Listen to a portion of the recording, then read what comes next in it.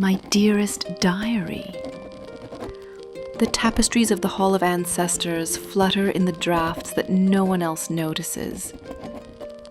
The moon is a pale watcher beyond the narrow window, and the only sound besides my quill scratching is the pounding of my own heart. Tonight, as every night, I confide in you, my sole confidant. I, Princess Elara of Lysandra, heir to a line of proud kings, am consumed by a fire I can neither quench nor reveal. Here, within these perfumed pages, I pour out the truth that would scandalize kingdoms and topple crowns. I was raised to think of my father, King Therald, as the sun. His word was law, his love a rare coin. I learned early that queens are not born but forged, tempered in the icy waters of ambition and duty. My mother, Queen Adeline, died when I was 10, a whispered casualty of court intrigue. Her empty chair beside the throne was a constant reminder that love could be fatal in our world. In her absence, Lady Morgana, the king's most cunning advisor, took me under her wing, teaching me to read faces and dance with words. Yet, even Morgana could not fill the quiet hours when a child longs for a mother's hug. In those moments, I would slip into the library and curl up with tomes of romance and chivalry, dreaming of a love that would be mine alone. My dreams seemed harmless enough, until Father announced my betrothal to Prince Aldrich of Varenthia. Our kingdoms had been at war for a generation, but I was to be the living treaty. I was 15, still thinking love might be found in a romance when I saw the prince for the first time. Aldrich was tall, angular, and spoke as if each syllable carried the weight of nations. He bowed correctly, kissed my gloved hand, and when he looked up, his eyes were as cold as new-forged steel. I smiled dutifully. Inside, something withered. It was at this desperate junction that fate, fickle lady, placed in my path a man who would shape my destiny. His name was Sir Tristan of Valcour, a knight of no great house, recently appointed captain of my father's personal guard. I met him by chance, or perhaps by design of the gods, in the inner courtyard. I had ventured there to escape a lesson in diplomacy and to feel the sun on my face. Tristan was training with the younger squires, his movements fluid and powerful. When his eyes caught mine, there was a spark, no, a lightning strike, that lit the dark corners of my soul. He bowed low. "Your Highness," he murmured, his voice deep but gentle. Lady Morgana narrowed her eyes. She has always been suspicious of casual charm, yet I, who had been trained to read hearts, sensed something genuine. That evening I wrote in you, dear diary, about the stranger with the storm-grey eyes who made my pulse race. Days turned into weeks, each one a lesson in how to conceal my growing fascination. Tristan became a fixture in my life, at mealtimes in the halls, at my father's side in council. He was sworn to protect the royal family. Who was to protect me from him? It seemed the gods had both sense of humor and cruelty. Our first conversation, truly private, happened in the herb garden. It was a balmy evening, the scent of lavender heavy in the air. I lingered over the mint beds longer than necessary, dismissing my attendants with fabricated errands. As the last hem vanished around the corner, I sensed rather than heard someone behind me. "Do you require assistance, Your Highness?" Tristan's voice, a whisper meant for ears only inches away. I turned slowly, my fingers brushing the leaves so that their fragrance followed. "Sir Tristan," I said, the title feeling like armor between us. "Do knights often haunt herb gardens?" He smiled, and the lines at his eyes crinkled. "Only when the princess haunts them as well." I should have dismissed him. I should have run. Instead, I smiled back and said, "Then you must promise to keep my secret, sir. There are too many spies in the walls." We laughed together then, quietly, conspirators already. He lowered his voice further and whispered, "On my honor, Your Highness, I am yours to command." It was the first time I felt the weight of those words. We began to meet often, always under the pretense of chance, always in corners where eyes could not follow. In the library, he would linger at the shelves, sliding a parchment with a hastily drawn sketch of a flower or a smiley face between books. I collected them like jewels, each note hidden in my journal. We shared stories of our childhoods, dreams of travel, of freedom. When he made me laugh, a real laugh, not the polite giggle expected at court, people looked up, startled. They thought me cold, but he knew I burned. One evening, as the winter winds howled around the towers, he pressed something into my palm. I uncurled my fingers to reveal a delicate golden locket, its filigree swirling like vines around a blank oval. It was my mother's. He said softly. She said it kept her heart safe. I want your heart safe, too. I was overwhelmed. To give me such a treasure was more than folly. It was treason. Without thinking, I opened the locket and found nothing inside, only the emptiness that begged to be filled. "I cannot," I started, but he covered my hand with his gloved one. "Put your own portrait within," he whispered, "so that you remember yourself when the crown threatens to swallow you." His thumb brushed my knuckles, igniting fire up my arm. I wore the locket under my gown, warm against my skin. It reminded me that somewhere beneath the layers of silk and obligation, there was a girl who deserved to be loved. Our court was a mosaic of whispers. Secrets drifted like dust motes in sunlight. Lady Morgana, sharp as the dagger she always carried hidden in her sleeve, began to watch me more closely. At dinners, her eyes would flick from my face to Tristan's, her mouth tightening. She tried to remind me of duty in those moments, reciting the chronicles of past queens who sacrificed personal desires for the good of the realm. I listened, nodded, and secretly dreamed of slipping through the hidden passages I had discovered as a child, using the ancient iron key I kept under my pillow. The key opened more than physical doors. It opened possibilities. Beneath the castle lay a network of tunnels carved by my ancestors for escape or strategy. I had explored them in my youth with my brother Joran, who died in battle years ago. Now they called to me again as a possible path to freedom. I told Tristan about them, my voice low. We planned to meet in the tunnels one night, to run away, to ride to lands where names held less weight. He promised to bring 2 horses. I promised to bring my diaries, so that future generations would know that love can defy kings.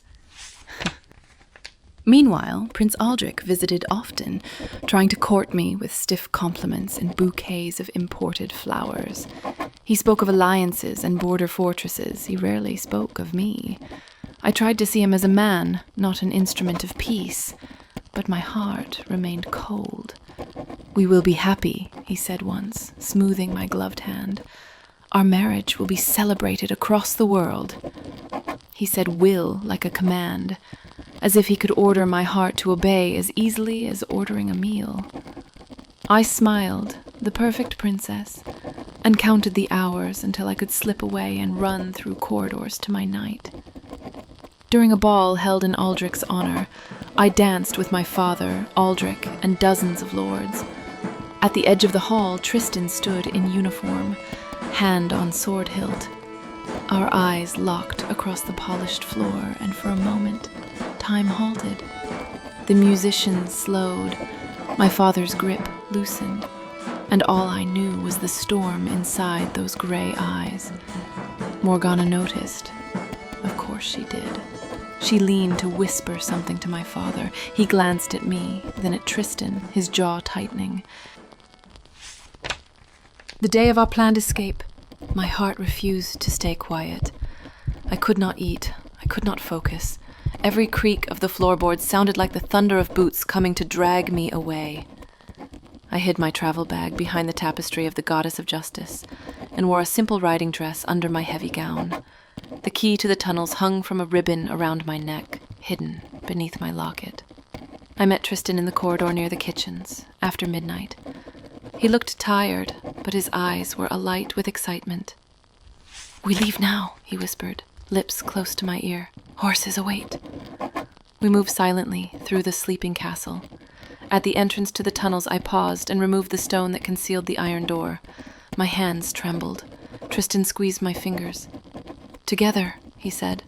We took one step forward. A torch flared behind us. "Stop!" Lady Morgana's voice cut through the dark like a blade. Dozens of soldiers, my father at their heads, surrounded us. There was no escape. "Father," I began, but he raised his hand for silence. His face was carved of granite. "My daughter," he said, voice cold, "is about to make the gravest mistake of her life. Captain, you disappoint me. I trusted you to protect her, not to dishonor her." Tristan dropped to his knees. "Your Majesty," he said, head bowed, "the fault is mine." His voice was steady, but I felt his hand shake slightly in mine. I refused to let go. "I love her," he said, the words echoing off the stone walls. The gasps around us might have been from ghosts. My father's eyes narrowed. "Love?" He spat the word. "What is love compared to duty, compared to Lysandra's survival?" I stepped forward. "I love him, father," I declared. My voice trembled, but I stood tall. "I will not marry Aldrich. I will not be traded like a horse." The slap came so fast I did not see my father's hand move. Pain exploded in my cheek. The taste of iron filled my mouth. Tristan lunged, but soldiers held him back. Tears burned, but I refused to let them fall. "Take him," my father ordered. "Throw him in the lower dungeons. His fate will be decided at sunrise." Tristan did not fight. He looked at me with so much love and sorrow that my knees nearly buckled. "Remember our plan," he whispered, as they dragged him away. "Remember." All night I paced. Morgana visited me, her face devoid of satisfaction. "You gave me no choice," she said softly. "The kingdom must come first." At dawn, the great hall filled with nobles hungry for scandal. The people of Lysandra had never tasted true entertainment. They were about to consume a feast of misfortune. Tristan stood chained, his head high. I sat at my father's right hand, my cheek bruised and covered with powder.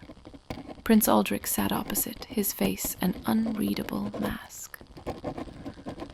"Sir Tristan of Valcour," my father intoned, "you stand accused of seducing the royal heir, undermining the alliance with Varenthia, and threatening the stability of 2 realms. What say you?"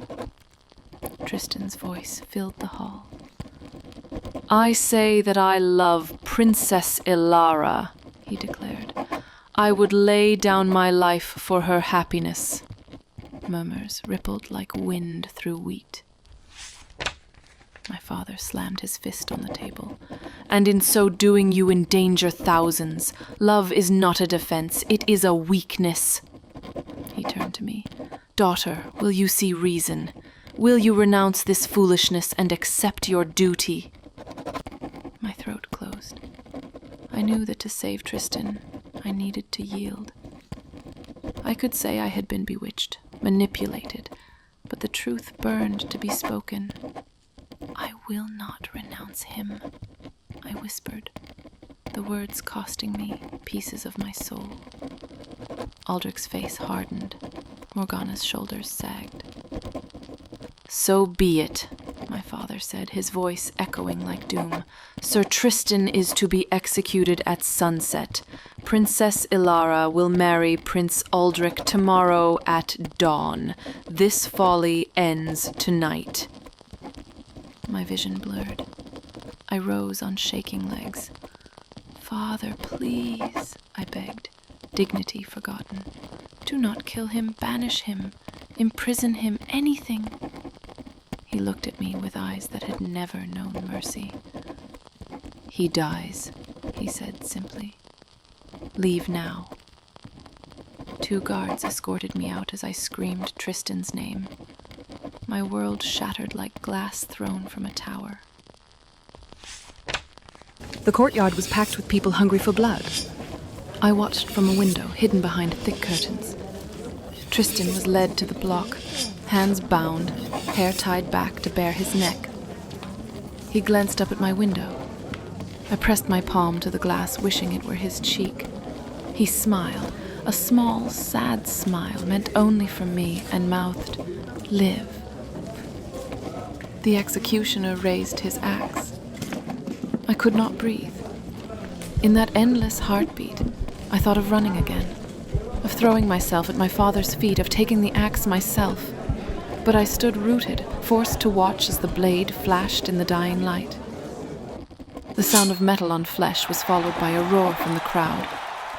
I slid down the wall, my body racked with sobs. Lady Morgana found me there and held me as I wept. "I am sorry," she whispered. For once I believed her. That night, I took Tristan's locket and placed his lock of hair inside.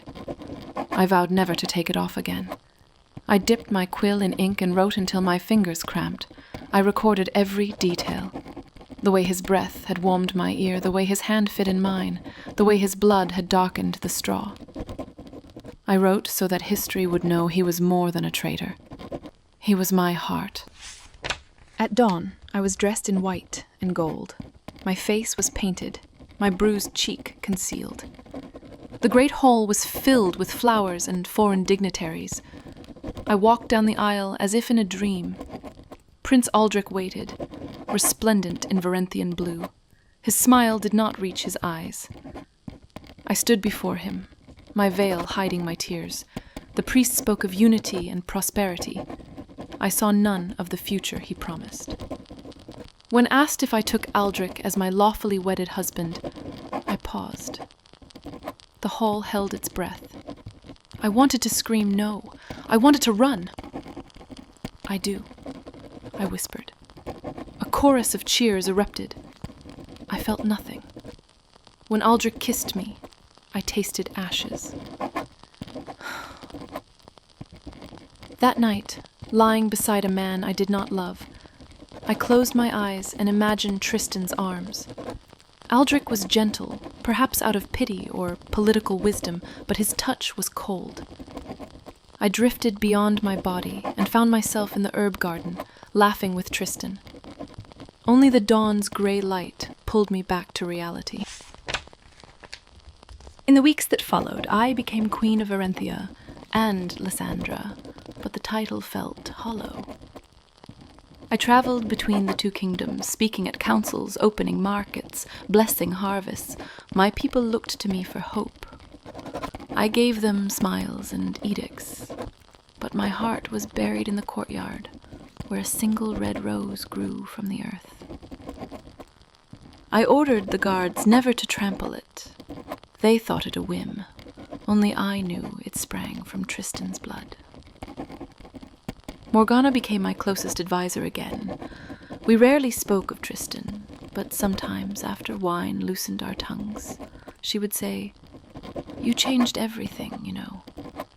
The peace we have now is because of your sacrifice." I would nod and think, "The peace I have now is the peace of the grave." Aldrich and I grew used to one another. We had children, twin daughters with my auburn hair and his blue eyes. When I looked at them, I saw hope. I told them stories of knights and princesses who chose love over duty and were punished. "But why?" they would ask. I would smile sadly and say, "Because the world is heavy, my loves, and sometimes to lift it, someone must be crushed beneath." They would frown, not understanding. I hope they never do.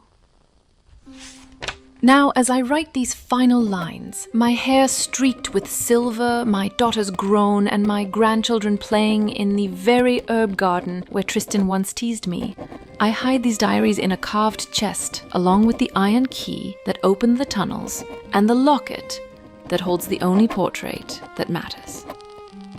When my blood is dust and my name is inscribed on stone, perhaps some curious descendant will find them. They will read of a girl who lived in a gilded cage, who dared to dream of breaking it, who loved deeply and lost terribly. They will learn that royalty does not shield one from pain. Sometimes it magnifies it. To whomever reads this, know that love is worth any price, even if the cost is exile, disgrace, or death. Love burns brighter than crowns.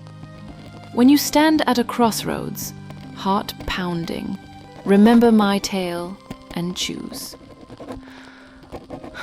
Or perhaps ignore me entirely. After all, I am just a queen who dared to write as a girl. Farewell, dearest diary. You have kept my secrets, listened to my laughter and my sobs, and absorbed the ink of my soul. May you survive longer than those who would burn you. And may my story, scandalous and tragic, live on as more than a cautionary tale. Elara.